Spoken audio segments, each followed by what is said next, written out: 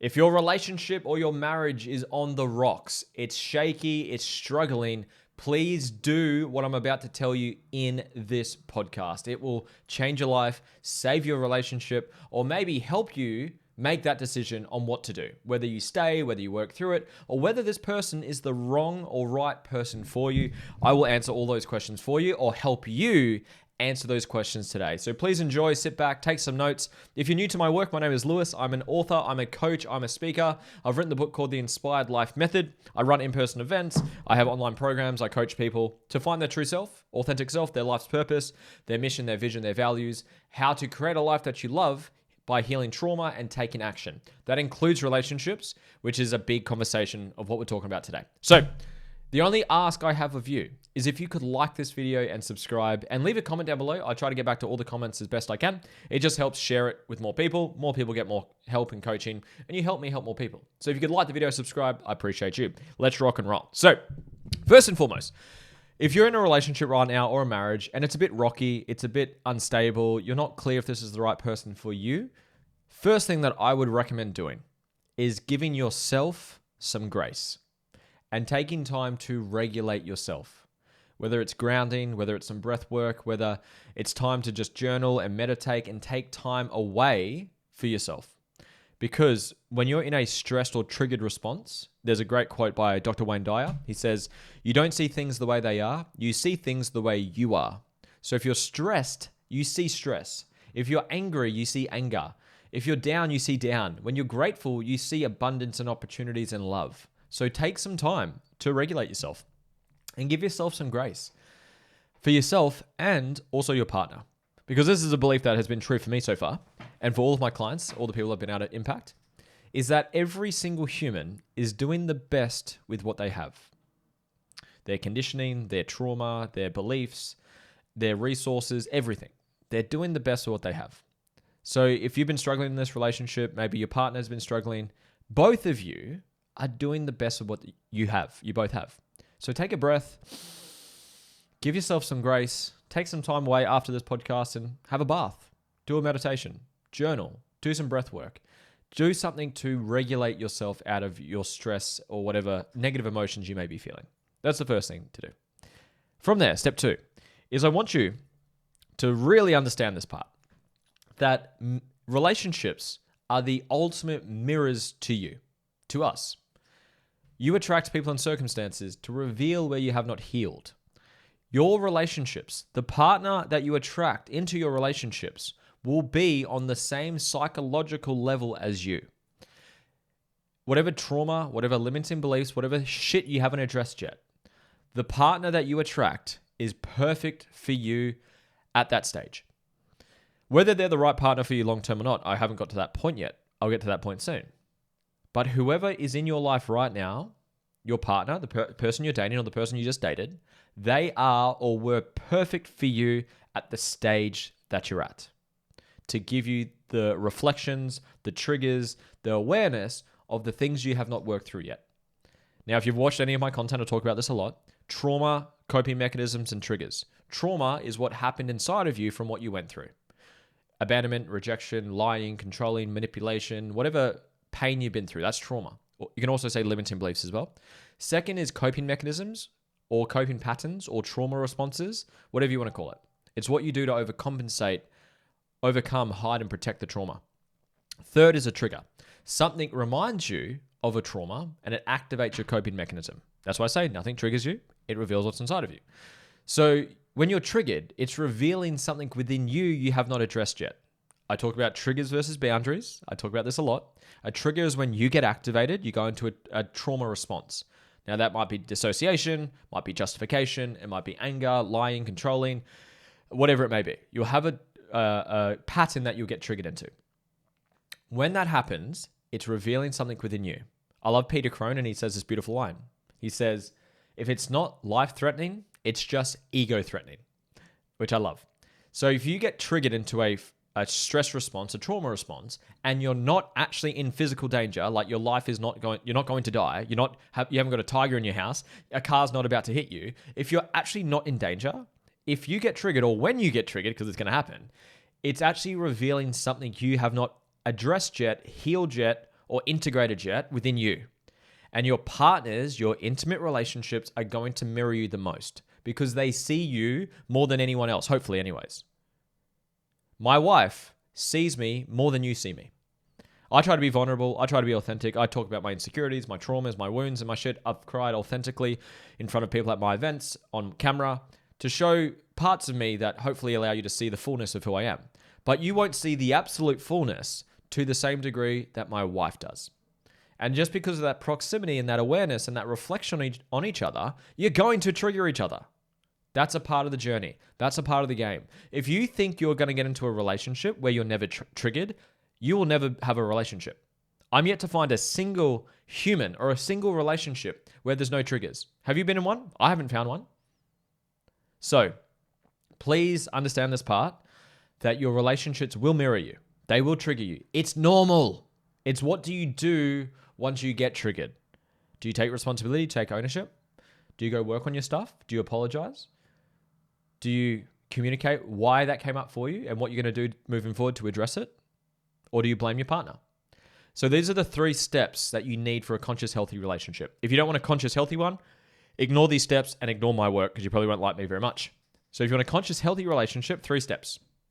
Number 1, both partners take ownership over their triggers, traumas, insecurities, fears, all of that stuff. I say this a lot in my content. If one partner grows and heals and takes ownership and the other partner doesn't, you create a huge disconnect between each other. And the person who's not growing will blame the other partner and say, you're just trying to change me, you're trying to control me, you're trying to manipulate me, you're trying to la la la la, and they play victim and they blame. Whilst the person who grows and heals and integrates, they'll want to help their partner because they love them. But that only works for so long. So both partners at some point will have to take ownership. Now, can you start healing and growing to help your partner do the same journey as well? Yes, you can. I actually had a conversation with a client yesterday about this, where she was wanting to heal herself so that can help her partner heal. And I said, I love your attitude. I love your heart. However, at some point, your partner still needs to make the conscious choice to do the work. Because I see this a lot with women, just a side note, because most of my clients are women, about 70% of my clients are women, because I use the word healing and trauma, and men don't have anything to heal through, right? Very common thing. Now I'm trying to shatter that, as you can tell. But anyways, what I've found is in a lot of relationships, the feminine or the woman, and feminine doesn't just mean woman, you could have a feminine man. The feminine in the relationship often takes all the ownership over their stuff, and the masculine just projects and blames and says they've got nothing to work on. I see that a lot. Maybe you can resonate to that, right? So back to step 1. Step 1, both partners take ownership to grow and heal. Because if you don't, you'll project, blame, play victim, and you're not going to grow. So you need that first step. Second step is, are you and your partner aligned with your non-negotiables for your relationship? This is a part that so many people don't talk about, and so many people bite their tongue and they don't speak their truth. I measure a non-negotiable you would leave this person if you weren't aligned. That's how brutally honest you need to be. Now, that may include sexual needs, intellectual needs, spiritual beliefs, family goals, wealth goals, travel goals. What are your non-negotiables? Now, I have a checklist and I take people through this training with my work. I recommend 3 to 7 because I've seen people who have like this huge list, like 100 dot points someone has to have for them to consider dating them. I'm not saying don't have high standards. By all means, hold people to a high standard. But every single human has flaws. I have flaws. There's some things that you wouldn't like about me, and that's okay. You got to get clear on non-negotiables. I'll use an example. Like for me, a couple of mine with my wife. Number 1 is I want family. I want children. At some point, picture this. Say you want children and you've got your heart set on having kids, and the partner you're dating never wants to have kids ever in their entire life. Can you see the conflict? There's not alignment there. So you got to get clear on, again, non-negotiables. Family is one for me. Health. I could not be with someone who doesn't fundamentally look after their health. And don't get me wrong, I eat shit food. I love a burger. I love a pizza, but fundamentally looks after their health. Number 3 is self-growth. I could not be with someone who doesn't do self-growth, which actually leads back to step 1, what I just said before. They're the main ones for me. Family, health, learning, sex and connection. Sex and connection is important to me. I've heard people who are asexual who never want sex ever. And no right nor wrong, but that's just something I couldn't be with someone like that. I love sex. I love making love. I love connecting with my beautiful wife. And I just could not be with someone who does not want that. And that's okay. No right nor wrong. So you need to be, and your partner, so if you're if your relationship's on the rocks or your relationship is on the rocks, please do this. Go take a breath, go regulate yourself, give yourself some grace. Then really understand that every single partner you ever have will reflect your stuff. So if you don't learn this lesson and you just break up and get into another relationship, you're going to repeat the same fucking problems. And you've probably done that before. Or at least you would know someone who's done this before. They get into a relationship.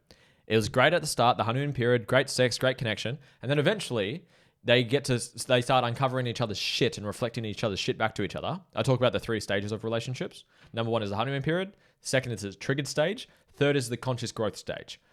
Most people don't get past stage 2 because they don't take ownership of their triggers. They blame their partners. And if you don't take ownership and heal and grow, you're going to attract another partner who mirrors and reflects the same fucking shit from the last one. So own your shit, own your triggers, own your wounds, and come heal through them. How do you do that? Come work with me. I got you. I'll give you little processes. I got you. Come work with me. And then third is conscious growth. That's where you reflect each other's shit back to each other in a healthy way to heal and grow. They're the 3 stages of relationships. I've done full trainings on this. So circling this back, because I've got like 3 unclosed loops right now, is make sure you give yourself some grace and you regulate. You understand that relationships are mirrors to you. You're going to attract someone on the same psychological level as you. When you get triggered, it's something for you to work on. Make sure you have alignment with your relationship. So what I'll do as a practical exercise, I'll get you to write down the vision for your relationship and underline or focus on the non-negotiables. What would your partner have to be aligned with you with non-negotiables? Again, 3 to 7 is what I think is a nice number. You could have more or less, it doesn't matter. So I'll use an example. So I use this silly, funny one as an example. I barely travel. I don't travel very often. I have a low value on experiences or travel for any of my clients that understand values properly.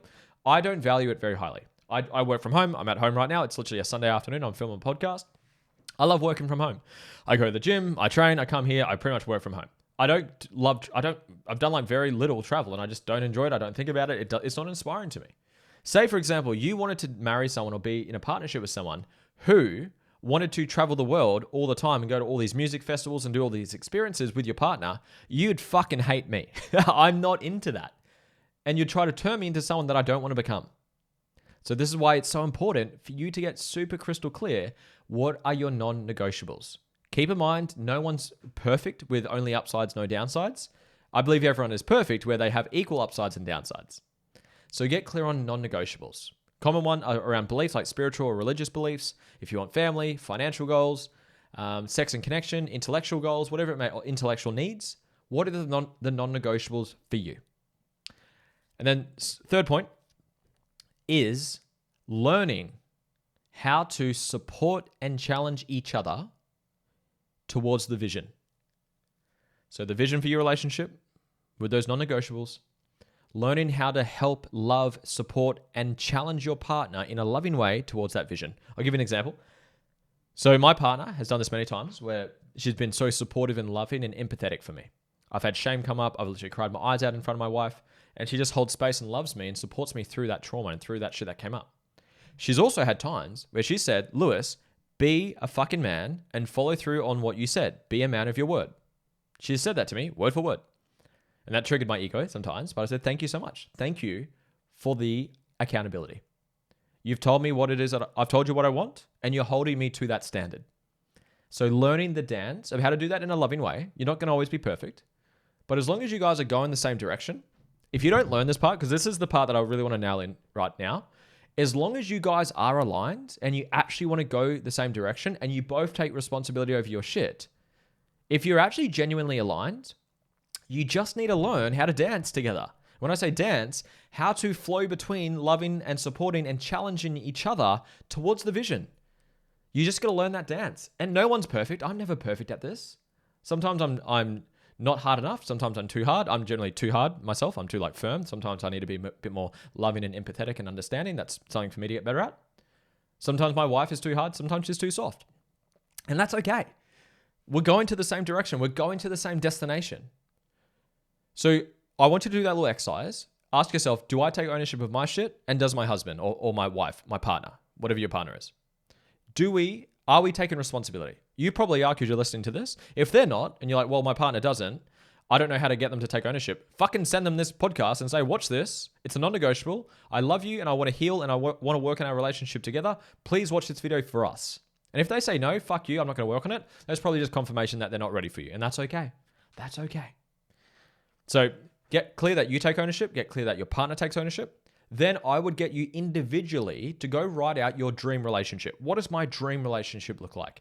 And get clear on non-negotiables and just make sure they're fair and reasonable. Keeping in mind that everyone has flaws, everyone's got downsides, okay?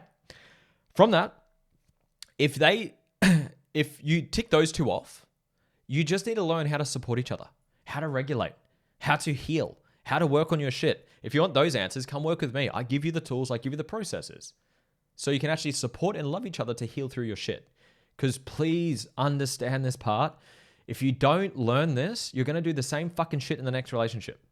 You're going to attract another person who's going to reveal the same shit that you haven't worked on yet because it's you, it's not them. They're just the mirror to you, and you're going to repeat the same fucking problems. So please, please, please learn this part. So if you are aligned with each other, learn how to support, learn how to challenge, learn how to heal together. How do you do that? Come work with me. Now, say you are not aligned.